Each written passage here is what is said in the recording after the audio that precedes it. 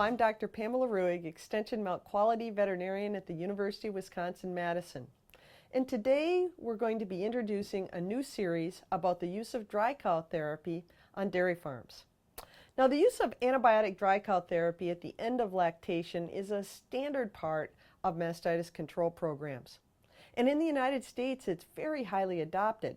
In fact, the USDA National Animal Health Monitoring Service data shows that greater than 80% of U.S. dairy herds treat 100% of the quarters of cows at the end of dry-off. And almost all herds treat the majority of the quarters of cows. So this is simply a standard practice that we've recommended for many years. However, today we're undergoing a re-examination of the use of antibiotics on dairy farms with the goal of ensuring that we use antibiotics responsibly and really only for animals that will benefit. And in this questioning era, we're looking at, do all farms really benefit from the use of dry cow therapy? So in this 4-part series, we're going to try to answer some of those questions. In part 1, we're going to talk about why is dry cow therapy recommended. In part 2, we'll discuss what is a selective dry cow therapy program. In part 3, we're going to discuss which herds may benefit by moving to a selective dry cow therapy program. And in part 4, we're going to demonstrate the optimal methods for actually administering dry cow therapy.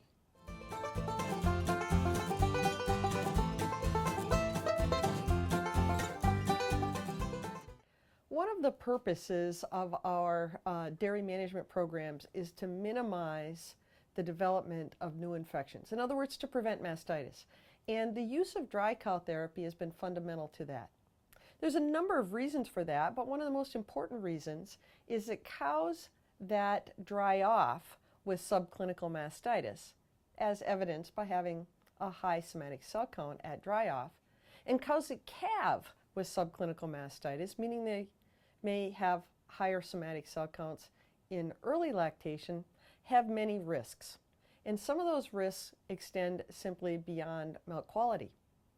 One interesting study that was published by Mansell and Journal of Dairy Science in 1998 examined the impact of subclinical mastitis on colostrum quality. And in this study, they found that cows that calved with subclinical mastitis actually had reduced volumes of colostrum, and that colostrum had fewer IgGs and lesser protein.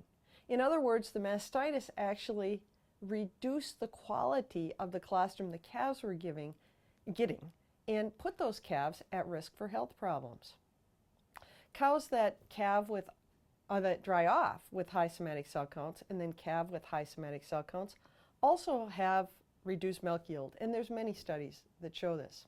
In fact, one of our studies was published in Preventive Veterinary Medicine in 2009. In that study, we looked at somatic cell counts of cows at dry off and in the post-calving period, and then looked at the impact of maintaining a high somatic cell count. In other words, a cow with a chronic infection across that dry period.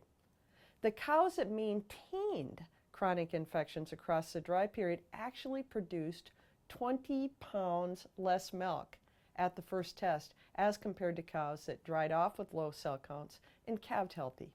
That's a potentially enormous impact on profitability and on the health of the cow.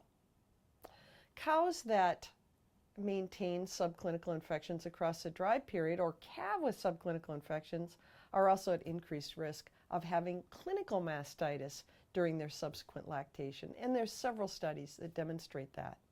A great study done by Green in the United Kingdom and published in 2007 showed that cows that had a somatic cell count greater than 200,000 cells per ml at the end of lactation had about a 25 to 30% increased risk of clinical mastitis after calving. Really, we have to remember, as we think about the use of antibiotics, that if we can prevent those clinical episodes by a one-time administration of antibiotics, we may prevent numerous days of antibiotic therapy for treatment of clinical cases in the next lactation. And then finally, of course, in early lactation, we're going to be trying to breed those cows so they can conceive and stay in the herd. And we know that the first service conception rate is reduced dramatically for cows that maintain chronic infections across the dry period.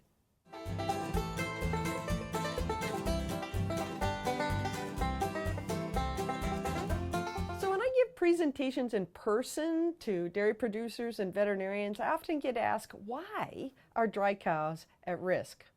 And if we really think about it, it's pretty logical.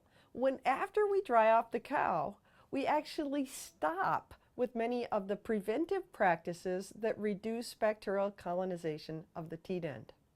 So we stop removing milk from the udder. We stop pre-dipping. We stop post-dipping, meaning that we have potentially more exposure. Then we change the cow to different housing, which typically isn't necessarily as well maintained on many farms, so we may increase exposure to potential bacterial infections. And then there's some anatomic changes as well. The actual teat canal itself, when we stop milking the cow, gets shorter. So there's a shorter distance from bacteria to traverse to cause an infection. And then in that high-risk period immediately before the cow calves, we have the typical and normal immune suppression that occurs in all mammals as calving approaches. So the dose of bacteria that can cause an infection is actually smaller. So there's many reasons why dry cows are at much greater risk.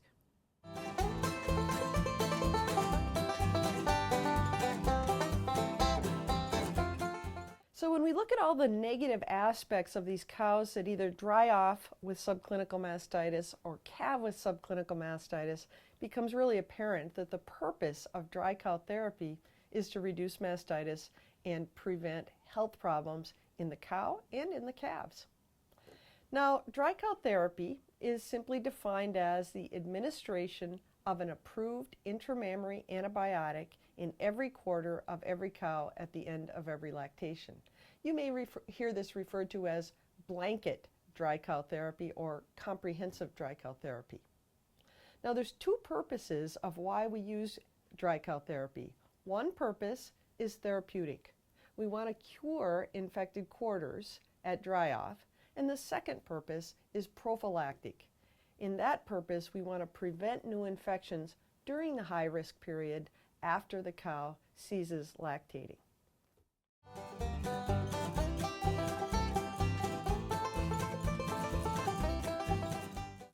Let's start off by talking about the therapeutic function of dry cow therapy first. As cows go through lactation, many of them develop persistent but mild subclinical infections. And these infections are evidenced by an increased somatic cell count. If you want more information about this, view our video about subclinical mastitis. What we tend to see, though, in a herd is that as cows go along, a larger proportion of them have cell counts greater than 200,000, indicating that they've developed an infection. When we think about how to manage these infections, treatment is usually recommended to occur when that cow dries off. There's several reasons for this, rather than treating them during the lactation period. The reasons include we have better success, increased efficacy when we treat these quarters at dry off. Secondly, we have reduced risk of having drug residues in the milk and having to throw away the milk for a long period. And third, it's simply more economical. There's no milk discard associated with this treatment because the cow simply isn't lactating.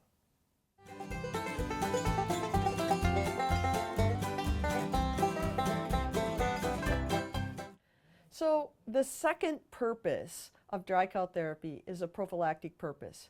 And we're actually using a single treatment of antibiotics at the end of lactation with the goal of minimizing the need for antibiotics in the subsequent lactation because we'll minimize the amount of infections that develop. And while we think about the dry period as a low-risk period overall for the cow, the risk of mastitis during the dry period isn't necessarily low. In the first maybe 2 weeks post-calving, we have a high risk for development of new intramammary infections. And then again, in about the 1 or 2 weeks before the cow calves again, we also have a high risk of infections. And so the prophylactic use of dry cow therapy is important to help us minimize mastitis during these periods.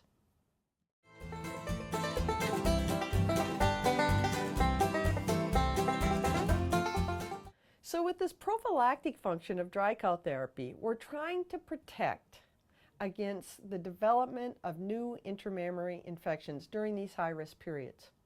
Now the cow has some of her own defenses. We are all very familiar with the formation of the keratin plug, which is the primary defense during the dry period against intramammary infection. The keratin plug forms when we stop milking the cow, and the keratin that is produced in the street canal itself accumulates over time, and that keratin actually has natural antibacterial properties. However, research in the last 10 years, in several different countries, has demonstrated that high-producing cows have delayed formation of the keratin plug. In one study that was conducted, researchers went out to cows during the dry period, just carefully squeezed the end of the teat to see if the teats were open or closed, sealed with the keratin plug. They found that up to 40% of the cows still had open teats at 2 weeks in the dry period, 30% had open teats at 4 weeks, and almost a quarter of them had open teats 6 weeks into the dry period, or very near the end, actually, of a normal dry period. So this formation of the keratin plug isn't as effective. Therefore, we may need to think about, we need to consider that this prophylactic function of dry cow therapy may be even more important today than it was in years past.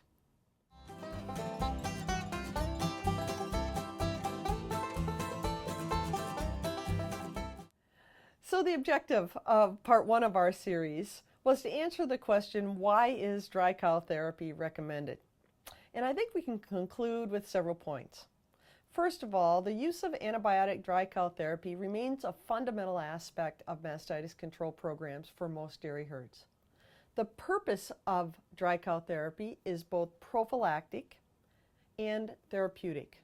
And for many farms, both of those functions are very important. We can also conclude that based on the research, the efficacy of dry cow therapy is well known for both prevention of new intramammary infections during the dry period and treatment of existing infections at the end of lactation. I think we can conclude that the use of dry cow therapy in every quarter of every cow is the standard of care for most dairy herds that are striving to produce high-quality milk.